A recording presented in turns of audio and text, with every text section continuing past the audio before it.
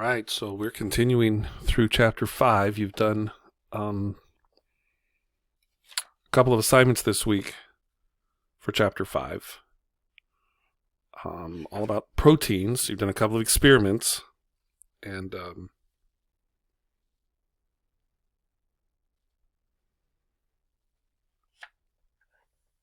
for today's assignment, we're going to be on page 117, and we're at the section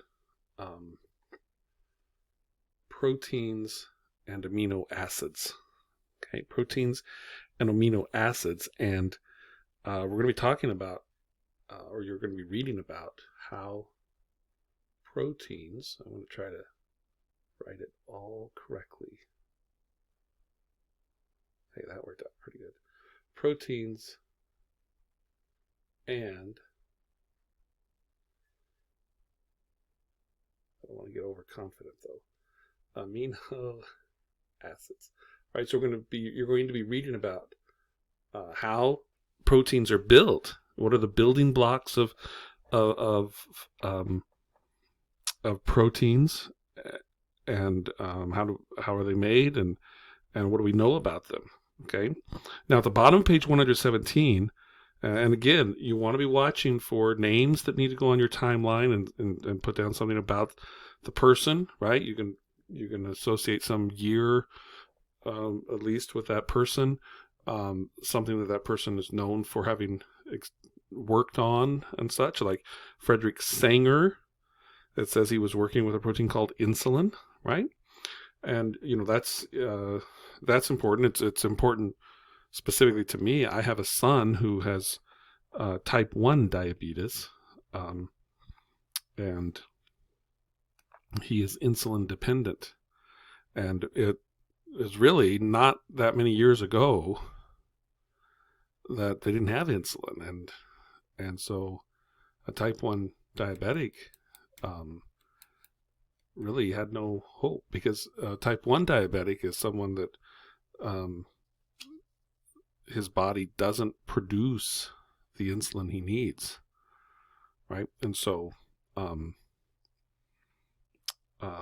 they're in a really tough spot, right? So anyway, so you'll read about diabetes and insulin and the work that was done there. When you get to the top of page 118, you're going to see the primary structure of the insulin found in people, right? Or the primary, and it gives a clue as to the primary structure of proteins as well. And I'm going to have a couple of just one video on proteins, and it's going to talk in more detail about the structure.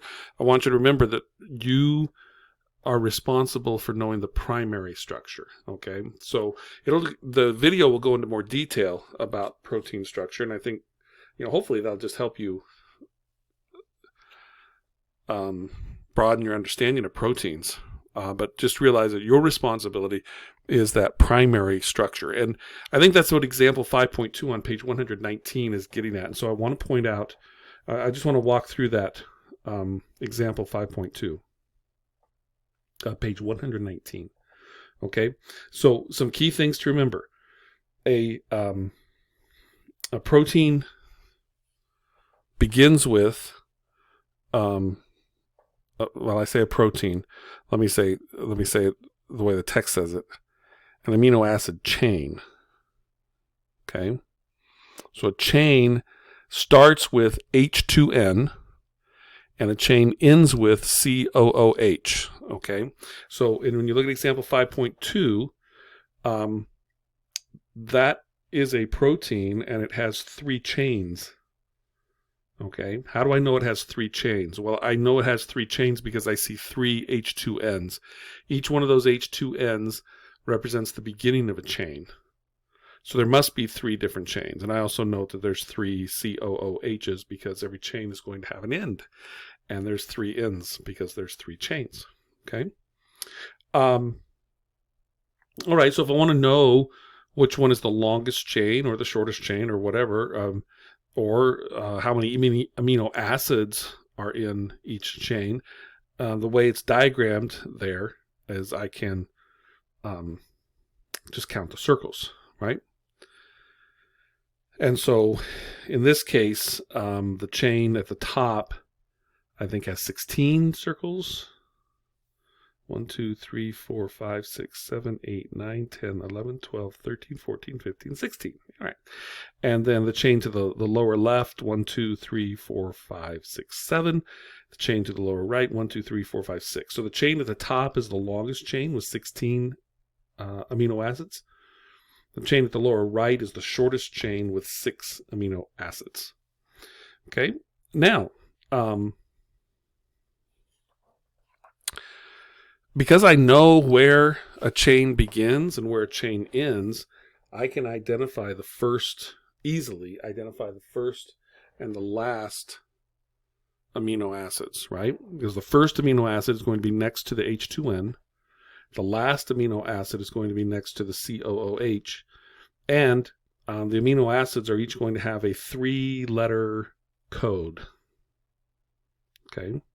So in that shortest chain, H2N is the start of that shortest chain in the lower right, and the first amino acid is SER.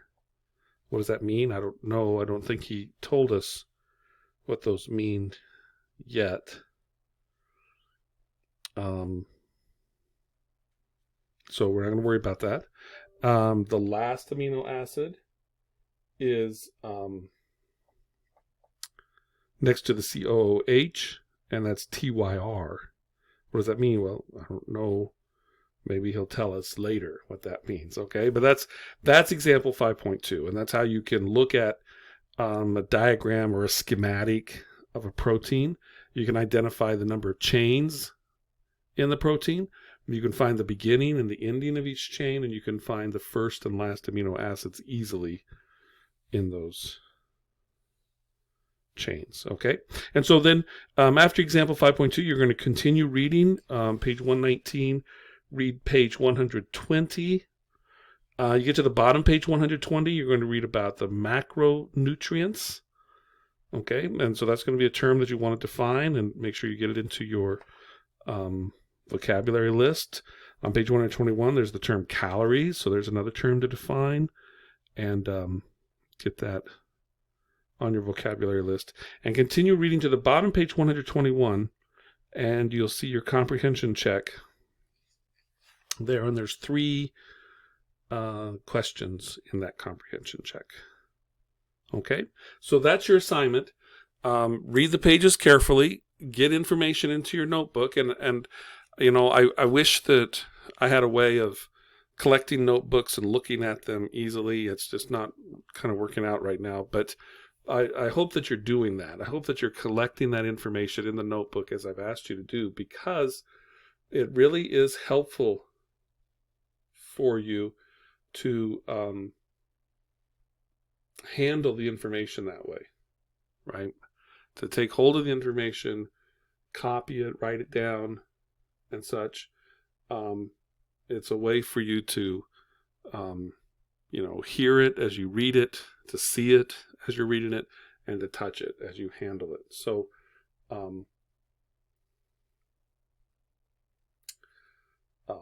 that's why I'm asking you to do that. And besides the fact that now it becomes a collection of information that can actually, if you do it well, if you organize that information well, it can become a resource for you in later science classes even, right? You could, in a later science class, you could be dealing with proteins, right? And, you read in a later textbook about proteins, they're going to be writing at a level where they assume that you have learned what we're talking about at this level, okay?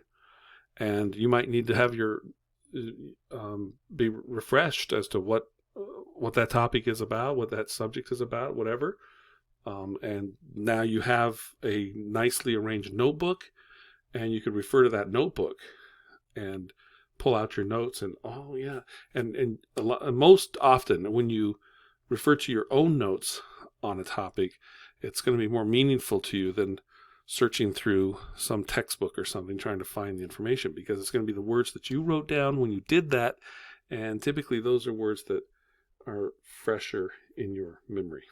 Okay, so what's your responsibility then? You're going to start reading on page 117, right? And you're going to continue reading through page 121, and you're doing the comprehension check questions 5.8, 5.9, and 5.10, and of course you're making notes of vocabulary words, timeline information. I didn't see any big ideas in that section, so maybe nothing to add there. All right, so that's what you want to do for this assignment.